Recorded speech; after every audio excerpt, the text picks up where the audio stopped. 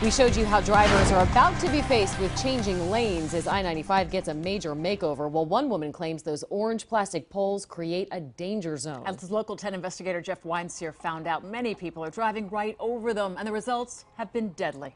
A very large SUV crossed over those little orange cone things right in front of my car. These orange plastic poles did absolutely nothing to stop another driver from simply diving out of the express lanes right into the path of Stephanie Blossom. I slammed on my brakes. I could sort of feel the car spinning out, and it was just pure terror.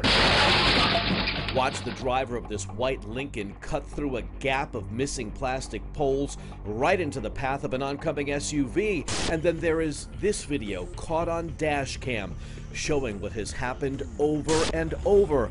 The Florida Highway Patrol says troopers have responded to 12,192 crashes in the express lanes in Miami-Dade County in the past 3 years. It just happens in a split second. Artist Cynthia Fleischman was riding her Harley when a driver dove into the express lanes right across the orange poles, right into her.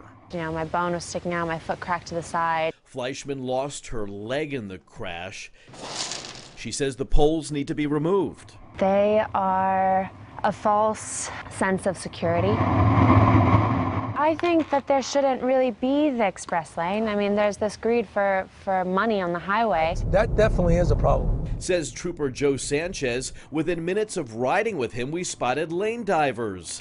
But there's another problem. I'm not going to stop him here. I mean, my vehicle will be halfway in the lane. You see, when the Florida Department of Transportation reconfigured I-95 to add the express lanes, they shrunk the shoulder. So Trooper Sanchez had to follow the driver of this Camry for miles to try to find a safe place to stop him. Making a traffic stop out here, for me and every other officer, in my opinion, I think it's dangerous. Listen, the reason why I stopped you is you can't cut in the express lanes. Even after the traffic stop, Sanchez is uneasy. Take a look at how close his patrol car is to traffic. I'm in a dangerous situation here. You've put the Florida Department of Transportation on notice. We have. Attorney Mark Hare represents Stephanie Blossom. He says $1 million a year is spent replacing damaged and missing plastic poles. Hare has created an online petition calling for state lawmakers to fix the express lanes. Well, they created a dangerous condition when they put in these poles.